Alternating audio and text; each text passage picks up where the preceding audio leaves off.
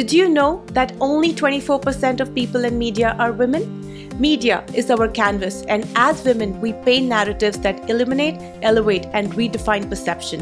Today, we turn our spotlight into this dynamic world. We have amongst us two incredible radio personalities, Nina and Victoria from the Jubal Show, who have not just claimed their space, but are leaving an indelible mark. Let's dive deep into the perspectives as being women in broadcasting and get some real scoop. Please help me welcome Nina and Victoria. Nina, let's start with you. Your multiracial background, your dad is from Iran, your mom is German. How did this diverse heritage shape your perspective? I mean, it made me who I am. I am this way because of the mix, I would say, and because of who they are. But I've been having this conversation a lot lately because when I was younger, I think that being Persian was something that I was always proud of. I've always been proud, but I think almost a little bit more embarrassed by. A lot of the times when I'd have friends come over to my house, which wasn't very often because I was shy to bring them to the smells and the spices, which I'm very proud of now. I relate to that. Like I'll shove kebab down anybody's throat. Oh, yeah. You want to smell that? It's delicious. It is. But back then, I used to get made fun of for it, or, Iranian women have hair. Hair is the thing, and so laser hair removal has become my best friend over the years. But when I was younger, I had hairy arms, I had the one eyebrow, and all of those things, which wasn't common for my little white blonde friends who I love and are beautiful. Everybody's beautiful, but this is just what it was. But as I got older and I started moving around for my job, I found that I found comfort in the Persian side because everywhere I go, my white side is here, which I'm proud of too. So but my Persian side didn't get enough light, and I didn't allow it to have as much light. I don't speak Farsi, but I took classes and stuff like that, and I love spending time with my dad and the food and the people and my family. I've been to Iran. That's exactly what I was going to ask you. Yeah, I've been to Iran. I was kind of a brat when I was there because it's a hard place to navigate when you are very American. Oh, yeah. You have to cover your hair. We were there in the summertime and your body has to be covered. Absolutely. And, now in the news, you hear about they'll be around, and they were around even when I was there too, but I didn't notice. And so we'd be walking through a bazaar, which are amazing over there, of course. And I have to walk behind my dad. And these are things that I wasn't accustomed to, or being a sassy little teenager. So no matter how old you are, you have to walk behind a man? I'm a woman, so yes. Oh, wow. I didn't know about that part. I mean, I've read and heard a lot about Iran, but that is new for me. Yeah, no, I haven't been back since I graduated from high school. Yeah, it is. I mean, I had a roommate back in India when I was working, and she was from Iran. I would never know because she had a boy cut, so like really short hair. She was wearing the skimpiest clothing and she was beautiful. And one day she was wearing something and I was not judging her, but I asked her, hey, this is like really amazing. How are you able to carry yourself? She's like, because I've not carried myself for 18 years of my life. And I couldn't understand what she was saying. I was 21. And she said, I come from Iran. And I'm like, you're joking. There's no way you're from Iran. Like, look at you. I said, that's why I am what I am right now, because I lived in a covered shell so much of my life. She actually ran away. Yeah, I believe it. And I couldn't believe it because she was completely independent. She was in touch with somebody from Iran, of course, who was kind of supporting her. But we never went into deep details about her story. And Victoria, let's go to you. You're from here. You come from Dallas, and Dallas Midwest is completely different than Seattle. So let's talk a little bit about what got you here. Seattle, my job, I didn't fully know I wanted to go into media. I've always wanted to do something with entertainment, I think. And I also knew at a very young age that I wanted to leave Texas. So, yeah, I don't know. I still don't really know what I want to do. Constantly, every day, we talk about it on Nina's podcast, Classy Chaos, that we're like, what's going on with you, Victoria? And I was like, honestly, guys, I don't know. Like, I just feel like a mess right now. I don't know what I'm doing, what I want to do. I'm still trying to figure all that out. But And you come from a family that were not living together. So your parents were Yes. divorced. Yes. And did that affect your upbringing in any ways? I think a little bit. I was thinking about this the other day because I was talking to my little brother. And I have 2 brothers, but I think we grew up all 3 of us grew up very differently. So we all lived in a small town in College Station. And then my parents got divorced. My dad moved to Dallas. My mom moved to San Antonio. And so we ended up going with one. And then a year passed. My older brother got to choose who he lived with. And so he moved to San Antonio. And then we all kind of just ended up, I don't want to say separating, but in a way separating and then coming back together. And so as I got older, the one thing I wanted to do was just get out. I was like, I want my own decisions to be my own. I want to be able to make whatever I want to make, like myself into. Absolutely. And so I think when I got this job, I was like, absolutely, I'm moving. My parents were not happy, but they're very supportive. She So- works with the coolest people. And I know, there's nothing to complain. Well, That's true. Honestly, no, I check love out their it. Instagram stories. Like, seriously, they're having a ballistic time. well, it's really fun because Victoria's like my little sister now that I never wanted, but that I have, and it's fun to watch the world through her eyes, especially in this industry. I grew up Yes. doing radio, and to see how she views things now is just really cool. It kind of makes it fun for us again too. You know, It's a very interesting it becomes time. new again, Yeah. through her. So it's been fun, and then telling her how to do it right. But Yep, that I'm too. just kidding. You know, age brings a new freshness. Yeah. There's something about it. Yeah. I do love hanging out with Victoria. It is a different experience, but it's a great time. But she's also different. You should hang out with Victoria because she's curious, not just about our job, but like about the world. So she's, 23, but she's like even younger than that in her I love that. yeah, like her zest for life is insatiable, like a child. Victoria, let's start this segment with you. You always wanted to be on TV or do something around media, and you moved from your hometown to come here and join the Jubal Show on radio, which is very different from TV, while it's still a broadcasting media world. How do you think this transition really helped you to be where you are right now? I think when I was younger, I always wanted to do something with film and TV, which I still do. I absolutely love it. And then going into college, I didn't fully know what I wanted to do. And so I would start applying to just random jobs. But I did always love iHeartRadio. I grew up watching like their festivals, their award shows, all like you name it. And I was watching it. And so I just applied to so many of those jobs, and luckily I got this one. And then when I moved here, and I think it's honestly, when Nina joined the show, I saw a new version of also Jubal come out of just like a more fun, energized, and him discovering like his passions and watching Nina work with hers as well. I think watching both of them has inspired me to try to figure out like more of what I want to do, That's amazing. which has been fun. I love that. Well, I've landed up into this profession, which I wanted to make it a career 20 years back. So it always circles back to what your heart desires and where you started. I don't think we should ever forget that. And I think I forgot that over a period of time. And I don't have regrets because it's always a learning experience. But sometimes it should not take this long. I will say that this job, journalism, and doing all of that is storytelling. Yes. So you've lived a life and have stories to share. Absolutely. So now it helps you with your voice. So true. So you're coming from an empowered position, even if it took you so long. I agree. Thank you for saying that. And that's exactly what I tell people. Like, I want to be that storyteller. I want to share stories of not just women. I am doing a women's based show because that's very close to my heart. Yeah. But it's about sharing, stories of resilience, courage, empowering others. And I meet so many people that, quit their life for a certain reason. And this is what made me actually start this. So, and I'm very proud to say that a lot of people from them have started doing something that they like to do.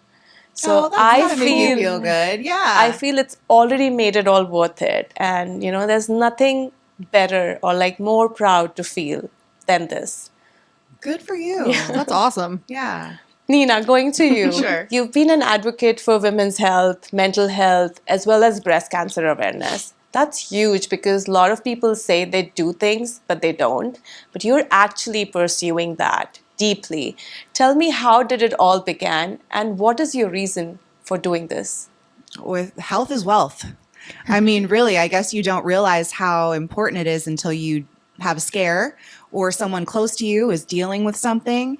And even at a young age, it was a very strange thing. It was a few years ago, like 3 different friends of mine under the age of 40 were diagnosed with breast cancer. Oh, I was like, my oh, shoot. And one of my friends, bless her, is such a warrior. She had the double mastectomy. She had, her ovaries taken out. She froze her eggs. She still ended up having a baby. She's still in remission, and she was in bad shape. But I don't want to say I loved watching, but I felt so inspired by her strength, watching her fight every day. Because there were times when she wanted to give up. I have another friend battling it right now. And so it's one of those things where everybody is touched by it. And you're empowering yourself by knowing your body, by paying attention to what it needs. So true. And if you don't, then you're walking around just not equipped really to deal with the day. And that's that whole concept of feeling whole. So for me personally, it's multiracial. But then as a woman, there are so many different moving parts to our body. You hear that our bodies change every 7 years. We have hormones that just go off the charts. Yeah. And those change. And then you have food allergies. And then is it cancer? Is it not cancer? And so there's just this constant evolution of our bodies and our minds, which also gets affected by our hormones. So I just think that for women's health specifically, health in general, but women's health is a little bit more complicated because of all of the different moving pieces. I'm not a doctor, but I've spent a lot of time talking to doctors and getting information and trying to share information with women to empower them to take control of their health. Advocate for yourself. Do your regular checkups because it makes such a huge difference. And now you hear people saying, don't forget to get your mammogram. And so true. You can't. Like it's not like going to the dentist and you're like, oh, I didn't get my teeth cleaned today. No. Don't forget to get your mammogram. Don't do that. This reminded me because when you were talking about the body, I think I saw somewhere that you also decided to freeze your eggs. Yeah. And I think that's a very important element that people miss, especially women, especially when they're turning, into their mid-30s and want kids. And, I think wanting kids is not something you can decide. It just happens to you naturally, or you might just make a decision. Now, I have 2 kids, and one was when I was 30 and one I was 35. So I always tell my young cousins, if you're not deciding on having kids, still go and freeze your eggs. I want you to talk a little more about that. Yeah, I mean, I did think about it as an insurance policy because I was 31 when I froze my eggs. And at that time, I knew I was just getting started in my career and not getting started, but I was getting into a place where I was feeling like the momentum. I was right around the corner. I got New York the next year. Yeah. So I didn't want to slow down for anything. And I chose my career to really focus on right now. And the crazy thing is, though, and they're still frozen, and I'm thankful for that. I'm 41 now. So the thought of, am I going to use my eggs? Am I not going to use my eggs? I mean, that's a whole nother conversation. Sure. And because, I want to have a baby daddy, I want to get married, all of those things, different conversation. But the freezing my eggs. Any of the men watching? But it was an insurance policy at the time. And it is, I think, becoming more popular because it wasn't easily accessible for women because it's expensive. And so now that you see that there are certain companies that are willing to, invest in women's reproductive health and invest in that. And then meanwhile, you got other places that are trying to shut you down and not let you even have the option. But we're not talking about that either. Yeah. So it was an insurance policy. Wait, I have a question. Are they just like sitting? I don't know. No. So I went through the entire IVF process without the fertilization. So I injected myself with hormones. I did all of that. They harvested the eggs and they stuck them, and now they're in a freezer. So if you think about Jurassic Park, in the beginning of Jurassic Park, when you see them pull out the DNA out of that freezer. You literally just compared you freezing your eggs to Jurassic. But if you saw the freezer, you would know it looks almost exactly the same. It's like this egg of a thing. I didn't even know that. Yeah. So does that mean they're just in a freezer in New And they're in California. My babies are in California. Unborn babies. my half potential children. Yeah, they're in California. Well, the funny thing is now, because I've always wanted to be a mom, like that was a big thing for me, but I'm not going to do it by myself. Yeah. So now I find myself dating people with kids. So now the conversation is, am I going to be a stepmom? How do I feel about being a stepmom? And actually, I'm kind of into it, but And because Victoria is your younger sister, you should already start thinking about being a stepsister. I'm down with that. That's fun. I already have a stepsister, so that might be another one. I know. Oh my gosh, you're the nanny. So, Victoria, tell me a little more about your perspective towards mental health awareness and, how these days, whether you're young or old, right? It doesn't matter. A lot of times women are dealing with this every single day of their life. And especially because you come from a background very early on, your parents were divorced. I have a 10-year-old and you cannot say much. This generation is still a little more different. He can really be vocal about what he likes, but you are just more generation ahead of him. So tell me if you ever faced anything. 10-year-old. Awesome. Nina compared her eggs to Jurassic Park, and Victoria compared to a 10-year-old. Listen, you're not wrong. You are not wrong. I don't know. When I was younger, my mom dealt with a lot of mental health, and she still does. Mm-hmm. And so growing up, I think I was almost shielded from it. And then as I got older, I started to realize how bad it was and how she was. I remember at one point she was put on so many medications that almost like all the medication she was on almost made her numb, like even more than she was feeling. And so already being so depressed and at such a low with all that medication, it's like it didn't help at all. And so I remember once I was old enough to know what was going on and realized, okay, that's what was going on with mom, I started to look back in my childhood and realize that certain situations, that's what was happening. And so I can now kind of pinpoint, like, I do think COVID has really put a huge damper on the younger generation, even my generation, beyond younger. But I know I have so many friends who have a lot more anxiety now because of it, because they didn't have to go out of their house for so long, and now they do. Yeah, we don't even know how many kids actually developed ADHD or ADD. And that was one of the reasons I quit my job, because of my son during COVID days.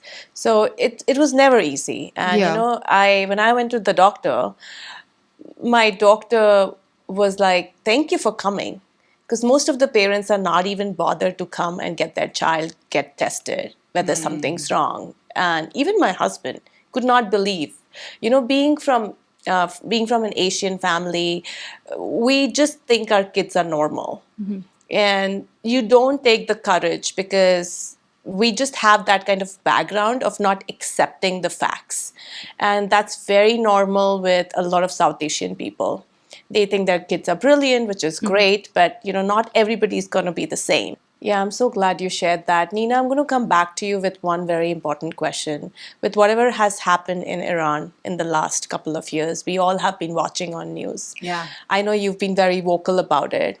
Can you share what kind of stories have erupted or, you've covered that? Yeah. I guess it wasn't that long ago that the world was starting to see images of, a revolution kind of start to spark. Especially the young men who were fighting. They were brutally...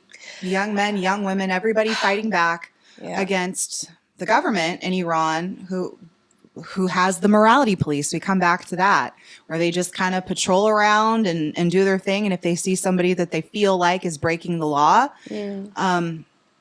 and they've been beating them to death, and there have been so many. And then the people that have been arrested and put in jail have been sentenced to death, and a lot of them have been executed. And, these are things that you'd see out of a horror movie. And for a while, it was taking over media, and people were aware, and we were trying to give women a voice, women life, freedom. And there were a lot of protests here in the States, and now it's kind of quiet again. Mm-hmm. It's quiet, but the executions are still happening. It's quiet, but there's people there that are still suffering.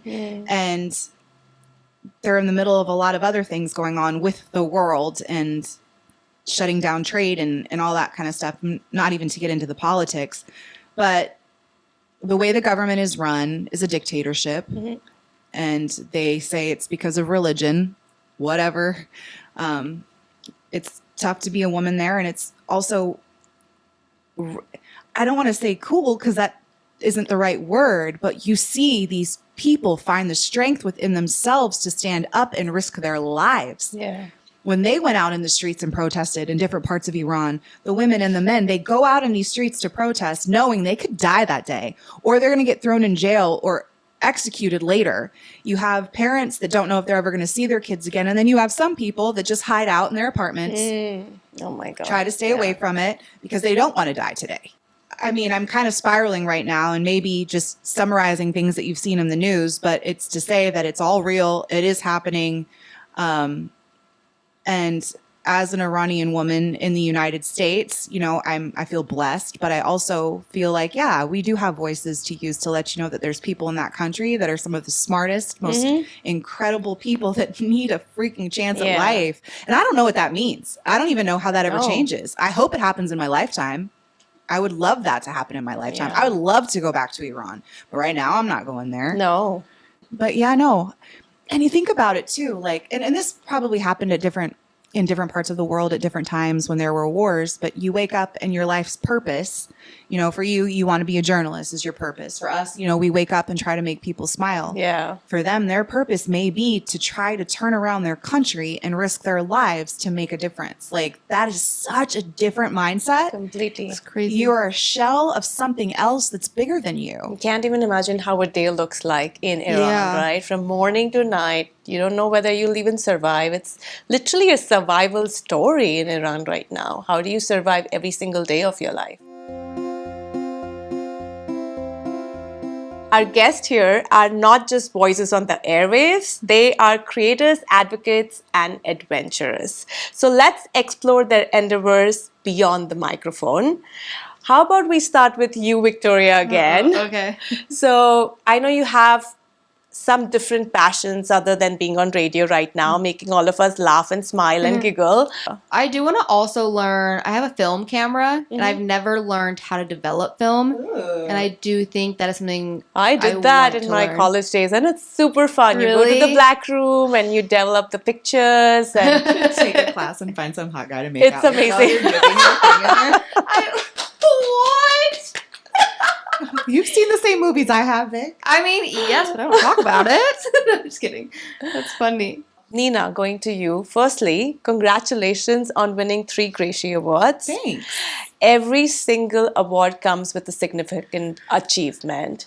Can you tell me what these achievements mean to you? I feel like it meant that I was seen.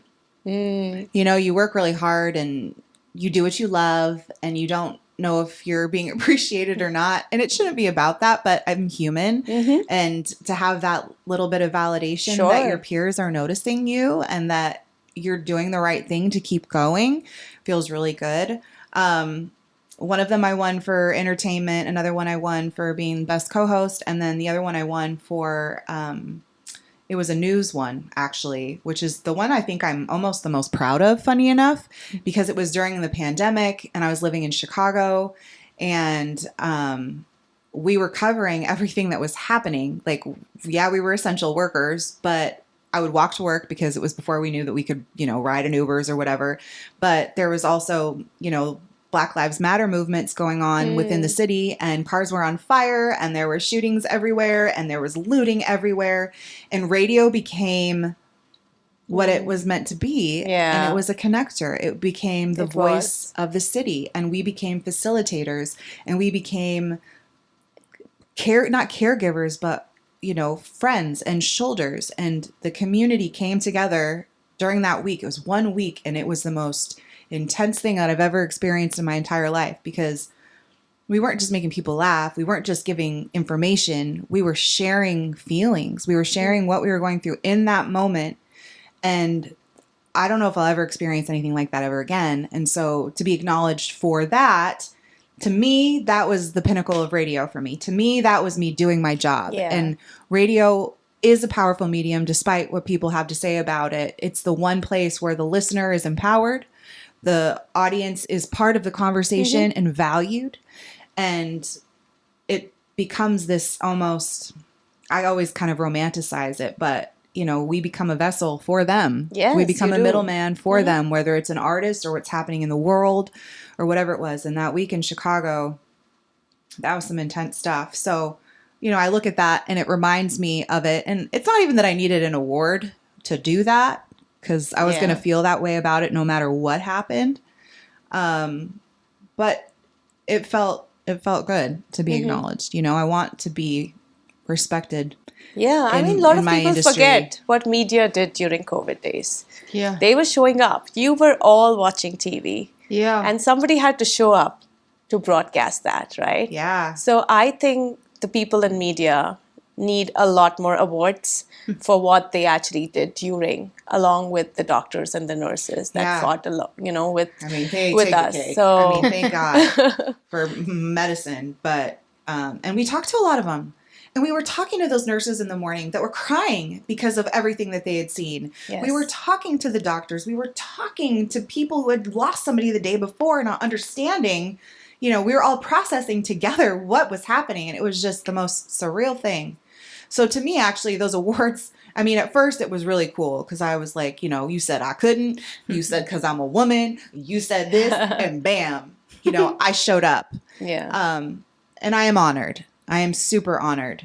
But that week to me, I think, is the proudest I've ever been That's so in lovely. this business, and I'll never forget it. Yeah, that I'll have forever. I'll be telling my little niece and nephew's children when I'm a great auntie. Aw, that's cute. Back when there was a pandemic? They're like a what? Like, okay, yeah, in the old days, those things. Oh, Yeah, I don't man. think my 5-year-old really understands anything because he was just a year old when pandemic hit, yeah. right? So everything was normal for him. So I had another question for you, Nina.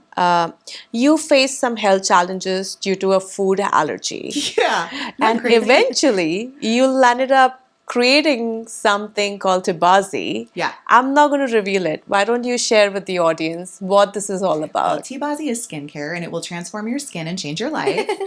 But yeah, when I was living in New York, I was going through a terrible breakup, and that time I wasn't very healthy, and I think I was on one of those 7-year changes where my body was changing. But I mean, I'm having vodka and iced tea for dinner, a bacon, egg, and cheese and watermelon for breakfast, and maybe a couple cigarettes for lunch. I don't smoke anymore, but at the time I was stressed out. Aw. This is not to inspire you guys. That's just a story. Just to say that I've been there too. Yeah. And it's not good for you because obviously I got really sick. But long story short, it ended up being that I'm allergic to red dye, and I was eating watermelon every morning from the bodega to try to have some fruit because everything else wasn't healthy. So the red dye was actually injected into the watermelon because if you didn't know, some watermelon that's not organic is injected for coloring. Same with salmon and other things. wild. That's why it looks that red. Which sometimes, if it's Yeah. not organic, not every time. Yeah. If it's organic, you're safe. But that particular watermelon was killing me, and I didn't know it.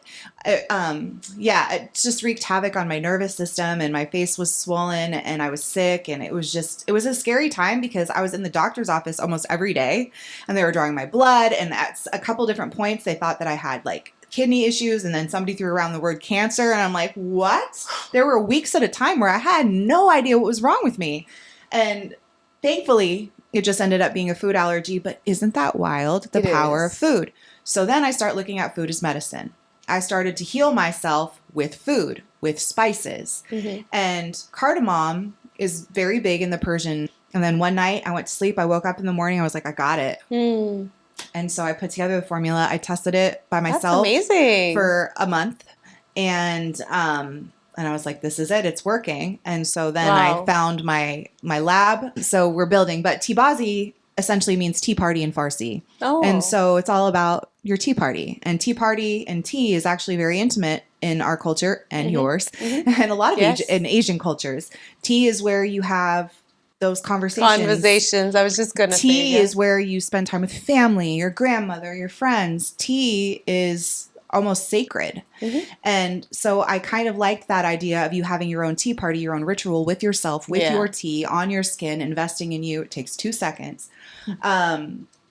But that's kind of how it was born. And the healing properties, I think, are still the most impressive. There was like a work meeting we had, and Nina was like, well, we're trying to heal things, guys. Like, wine does great. I'm just saying, like, we could have a wine night or something.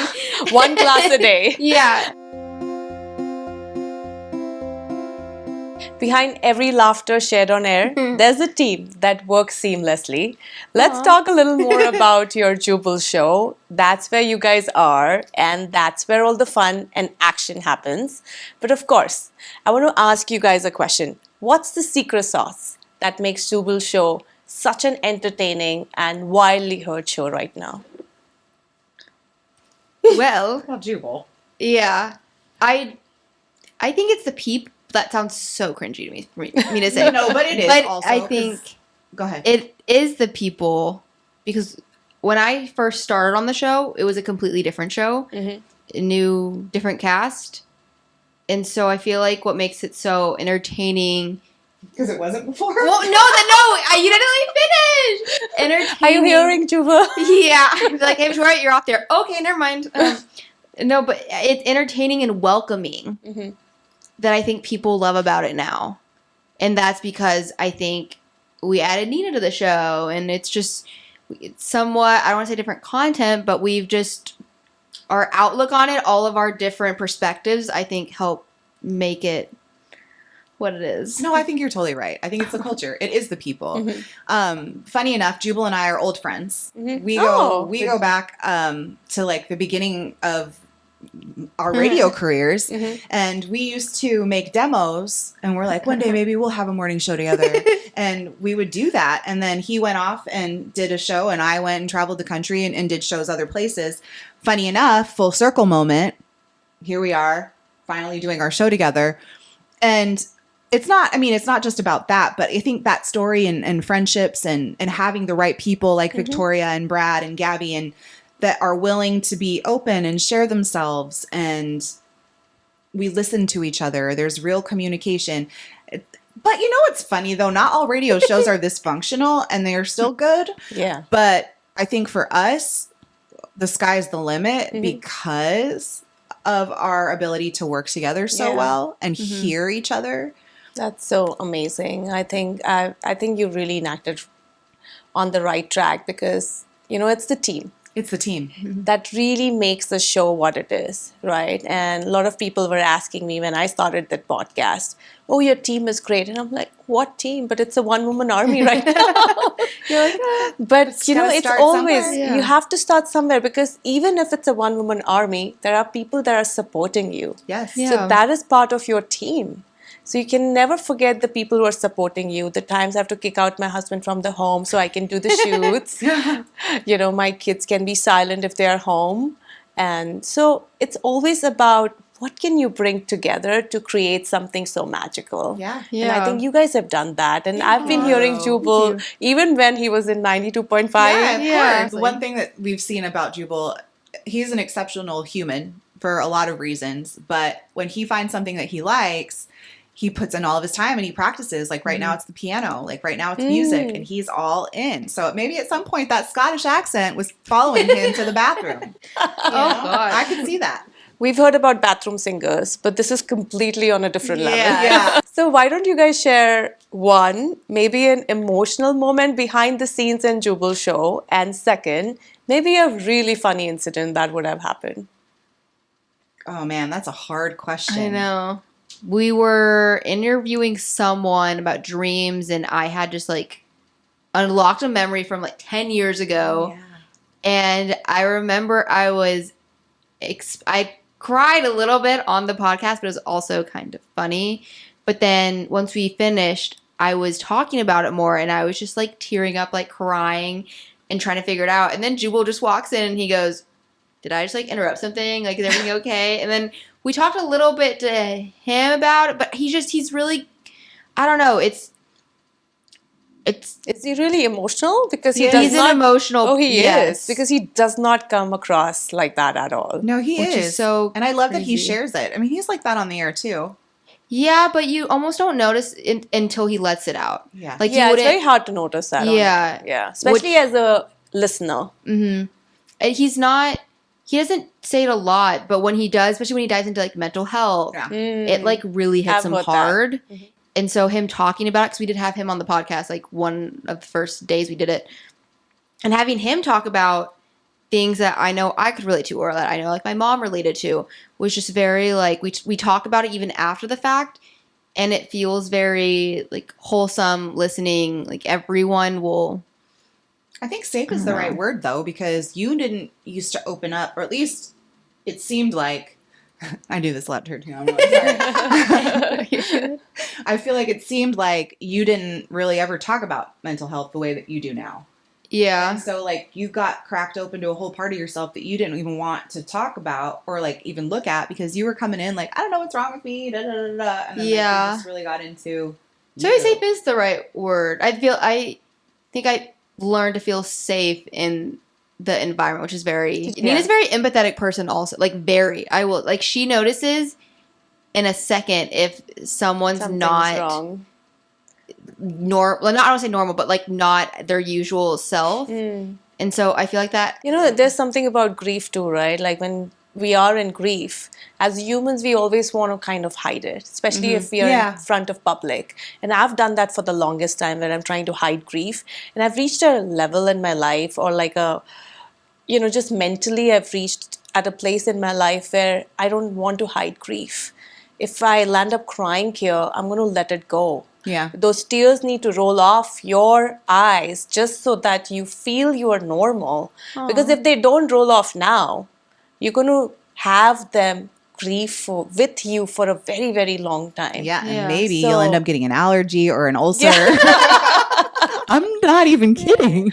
No, that's true. So that was great. What about a funny incident?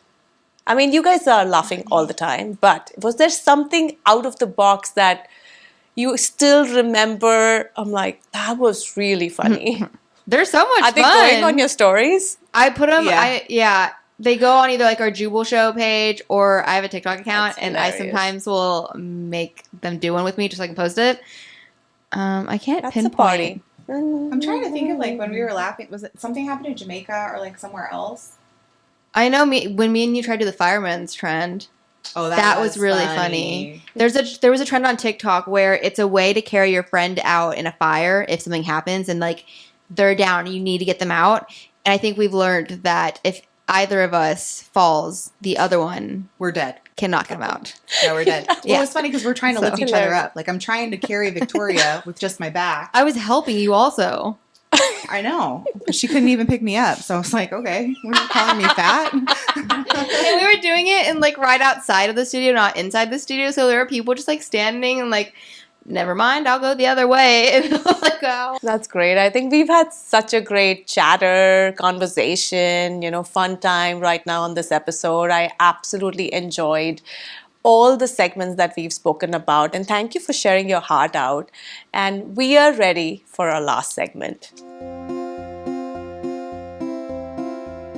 So we are at our final segment, as all of you know, because you've been watching a lot of Women in the Making. This is my favorite, and this is called the Burning Questions. So with Nina and Victoria, we're going to do it a little more different. It's going to be very candid, and I have the questions right here with me. Are you guys ready? Yes. I think so. Okay. Morning or night owl? Morning. Night. Favorite on-air moment? Oh, man. Just got you. The first time I cracked the mic. What does that mean? The very first time I was ever on the radio. Oh, I thought you did some. Okay. Yeah, the game we play is really fun. It's called You versus Victoria. Dream interviewee, living or historical? Taylor Swift. She's one of the biggest in our generation right now. It is. She is. Marilyn Monroe. Ooh. There's just, I want to really get into that. Betty White. Sorry. That would be so fun. Right? Well, she's passed, but. Secret nobody knows. I think everybody knows this, but I can do the splits, and I love dinosaurs. Ooh. So people know those Now things? we That's know not she a loves secret. dinosaurs. I don't really have a lot of secrets. Secret. If a guy's flirting with me, I won't get it. I learned that about myself the other day. That is also Like- not a secret. Nina told me it the other day. One piece of advice for aspiring radio host. You want me to give the advice? Mm-hmm. I need advice. Talk. Talk. Just talk. Because that's what they told Because that's what they told me. When I first started, I just wasn't. Talk sense or talk? Just talk. They just told me to talk because I wasn't talking as much, and they're like, Victoria, please just speak, like And now say we something. Can't shut her up. Yeah, so it worked. Yeah. Yeah, I mean, I think just being yourself and listening to yourself. Mm-hmm. Trust yourself. There you go. Oh. Boom. If you could host a show together on one topic, what would it be? Dating and sex. Awesome. Do you agree? What we already do. Yeah. Yeah. Wait, that's okay. I think she has a different idea. What do you want to do? No, I don't have an idea. I think Taylor Swift. no. Yes. No. I feel like being young, like living, growing up in art, like my day and age. Like I feel like also our perspectives are very different, so I feel like They that'd are. be really interesting. But we kind of do that now, so We do. It's on Classy Chaos. You can find it on all iHeartRadio apps.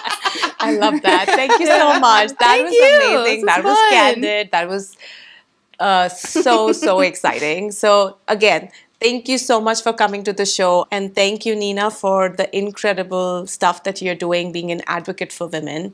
We you. couldn't thank you enough. And Victoria, thank you for opening up, because I think this is what we want to do as women, is we want to talk more, share more, and, advocate more, because there's so many women or men or kids in the world who are watching.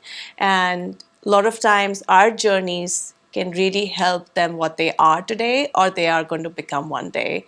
And I think being what you are as the people that you are today really makes things lighter, especially being on radio, listening to you guys. It's always fascinating. It's always fun. And thank you again. And for those who are watching, please do not forget to like, share, subscribe, and keep watching Women in the Making.